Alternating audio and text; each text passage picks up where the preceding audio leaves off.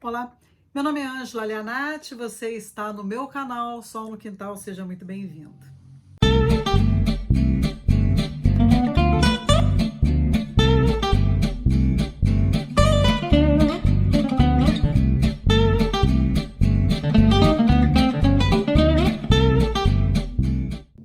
Gente, no vídeo de hoje eu quero comentar com você o tema de 3 livros, vejam bem, 3 livros que é leitura fundamental se você já tem um filho, se você pensa em ter filho, se você não pensa em ter filho, se você está sentindo a cobrança do seu relógio biológico, a cobrança social pela maternidade. Então, assim, qualquer mulher precisa ler esses 3 livros aqui. Bom, que livros são esses? O primeiro, Elizabeth Badinter, que é o Conflito, a Mulher e a Mãe, que quem me deu foi a maravilhosa Anne Freud, lá de Fortaleza, que agora mora em Natal, porque ela é policial perita, foi trabalhar lá, passou no concurso. Esse livro, Maternidade, da Sheila Reiter, que quem me deu foi a Maiara e o Darwin, do Seleção Literária, pelo meu aniversário do ano passado. Então, eles me deram esse livro de presente de aniversário. Esse livro é maravilhoso. E, assim, foram várias conversas que eu já tive com a Maiara, porque a Maiara, ela ainda não tem filhos, então é um assunto que a gente sempre debate, né? É sempre bacana conversar sobre filhos. E um livro que eu recebi, Mães Arrependidas, que é Orna Doná. Então, são 3 livros que eu trago com a mesma perspectiva, a maternidade. E são livros bastante corajosos e bastante provocadores, porque eles nos levam a pensar sobre o que é ter o filho. Num primeiro momento, as mulheres, hoje em dia, elas acreditam, perdão, aqui bati aqui, elas acreditam no tal do instinto materno, né? Então, assim, toda mulher tem um instinto materno. Não, nem toda mulher tem.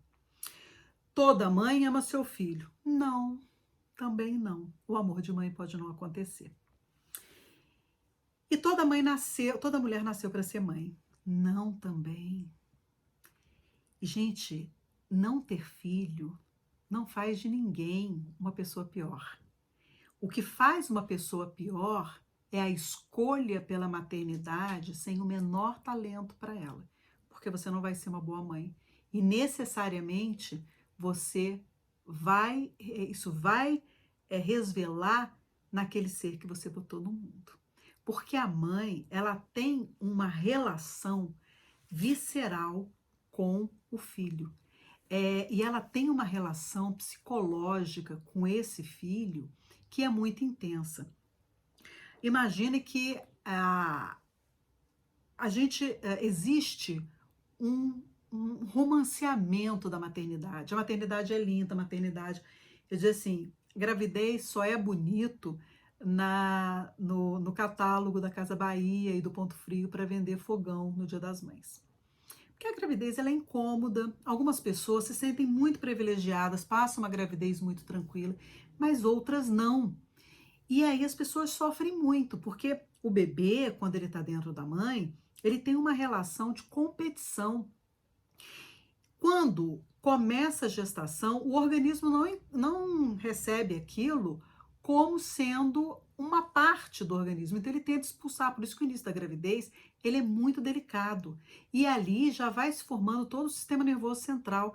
Quando você não sabe nem que está grávida ainda, você já bebeu, já fumou, né? Enfim, já fez aquelas loucuras todas e o sistema nervoso central está ali se formando.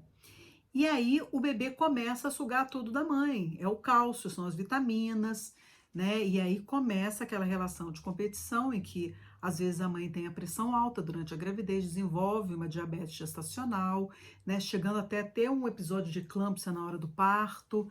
Enfim, é tanta mudança hormonal, a mulher sofre tanto com a gravidez que se ela fizer um exame de gravidez uma semana depois do parto, vai dar positivo, porque ela ainda está naquele processo de eliminação. E às vezes acontece a tristeza pós-parto, a depressão pós-parto, né? E toda aquela expectativa de que vai ser o meu filho, nada daquilo se cumpre. Então ela olha, agora eu estou arrependida, eu não queria ter filho, eu não sabia que ia ser assim. Porque filho é uma experiência que a gente só sabe que é quando a gente tem. Não dá para prever essa experiência antes, nem sendo tia, nem sendo madrinha. É muita sessão, é muita cisão, é muito abrir mão de várias coisas. E aí algumas pessoas dizem assim: nossa, mas ter filho é uma experiência única. Eu lhe digo que viver é uma experiência única. Pode ter arrependimento depois de não ter tido um filho? Pode.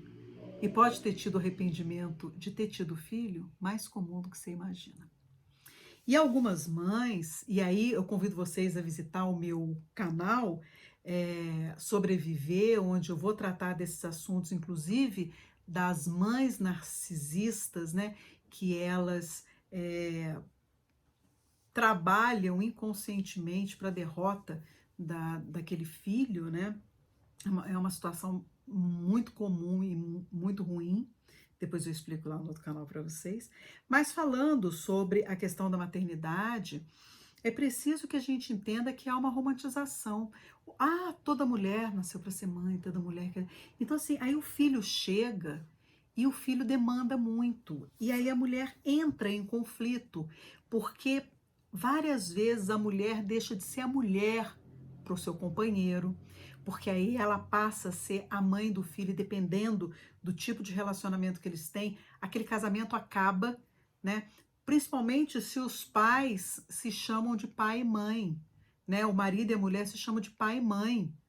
Eu acho uma relação tão tóxica, assim, sabe? Porque a mulher é a mulher, o marido é o marido e o filho é o filho, né? Então, ô mãe, ô pai, e aí a criança tá vivendo com o quê? Com os avós? Né? Uma coisa de louco. Não, mãe é mãe, pai é pai, esposa é esposa, marido é marido, ponto final. E a mulher tem a questão do ônus, basicamente, da criação. Hoje em dia já se divide muito as tarefas, mas as mulheres ainda têm aquele discurso de meu marido me ajuda muito com as crianças, ou seja, as crianças são dela e ele ajuda quando pode. Não, as crianças são dele. E aí, quando o camarada pega o filho para criar, nossa, mas aquela mulher largou a criação do filho nas costas do marido. Então, assim, a criação é sempre da mulher, né? Então, o ônus, todo o ônus mesmo, né? O bônus fica geralmente para o marido. Olha, quando a criança não faz, olha lá o que o seu filho está fazendo. Não é o que o meu filho está fazendo de errado. Então, gente, são muitas coisas que a gente precisa fazer uma reflexão, e isso a literatura ajuda, sobre a maternidade. Então, no primeiro momento, quando a mulher engravida, né, é para atender a uma expectativa do seu narcisismo. Então, assim, ela já coloca tudo rosa para a menina, sem nem saber se a menina vai gostar de rosa. Para começar, é a festa, aquela festa da revelação do sexo. Eu, particularmente, gente, isso é a minha opinião, eu espero que vocês respeitem, como eu vou respeitar de vocês também. Eu, particularmente, eu acho um absurdo aquilo. Porque imagine meu consultório de psicologia sendo lotado daqui a algum tempo, com as pessoas dizendo assim: eu vi o meu filme de revelação do sexo, meu pai estava lá, menino, menino, e eu nasci menina, e meu pai não queria. Para que aquela torcida? Se o sexo tá ali, a criança tá ali, aliás, a genitália tá ali, a gente não sabe como vai se desenvolver aquela orientação sexual, e se nasce um menino e a orientação sexual dele é feminina, como é que vai ser isso? Né? Então, eu acho o seguinte, que as pessoas elas têm que vir ao mundo para elas serem aquilo que elas podem ser, e não aquilo que os pais querem que elas sejam. E aí está o maior exercício do que é o amar. é aquilo que a pessoa pode ser e não aquilo que os pais querem que ele seja. Quantas pessoas vocês conhecem que foram postas fora de casa, dizendo assim, eu não tenho mais filha, minha filha não fez, porque engravidaram, porque quiseram ter uma profissão e que era diferente das mães. Então, assim, até que ponto aquele amor de pai e mãe estava realmente preparado para abraçar aquele ser que pensa diferente? Né? Aquele ser que quando começa a ter um comportamento mais autêntico, fere as expectativas do progenitor, da progenitora, hum? E aí cria o conflito existencial porque a pessoa quer ser aquilo que ela quer ser e não aquilo que o outro quer que ela seja. E aí cria esse conflito todo. Antes de ter um filho, a gente precisa pensar o que é que a gente quer para aquele filho. A gente quer que ele seja, aquele filho seja um ser humano autêntico e que tenha suas próprias experiências e que aprenda com as suas próprias experiências e que você se reserve o lugar de estar ali para a hora que ele precisar e não sair à frente decidindo o que ele tem que fazer nessa vida. Aquelas mães que chegam para as filhas, né, e dizem assim, tem que almoçar lá em casa todo domingo, né, para os filhos, tem que, o almoço é lá em casa todo domingo, eu não abro mão. O Natal é lá em casa todo, porque Natal é família, né? Então, assim, que família é essa que controla, monopoliza? Que mãe é essa que dita a forma do filho se vestir, o que vai ser, como vai se comportar, que amizades vai ter? É claro que há uma vigilância para a sobrevivência, é claro que a mãe precisa estar inteirado do que o seu filho faz, obviamente, mas uma coisa é você orientar uma caminhada, outra coisa é você se apropriar dessa caminhada e fazer desse filho aquilo que você quer, que da forma como você quer que ele aconteça. Então é preciso pensar se nós estamos colocando um filho no mundo para exercer o nosso narcisismo e para a gente se projetar através do filho. Olha o que meu filho faz, olha como meu filho é maravilhoso, olha que.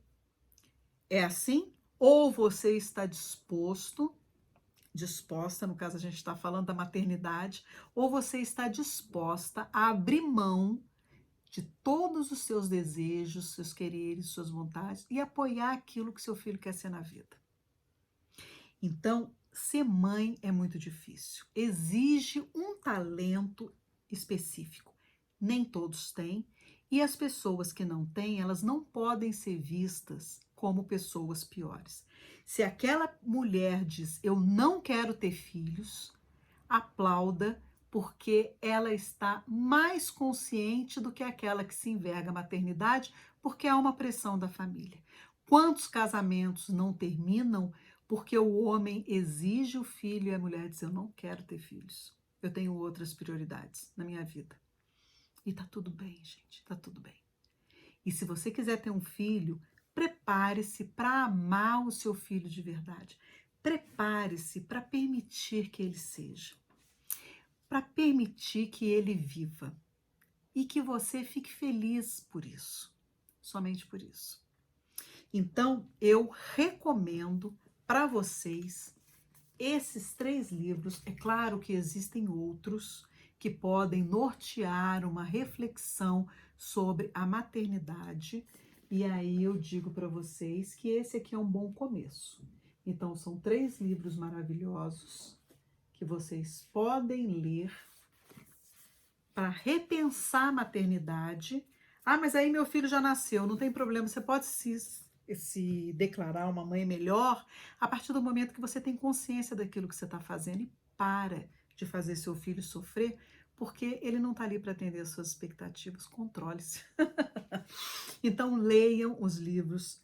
Se você pensa em ter filhos, se você já teve seus filhos, e para de romantizar a maternidade. Às vezes, ter o filho é muito legal, mas a responsabilidade de criar é que estraga o processo.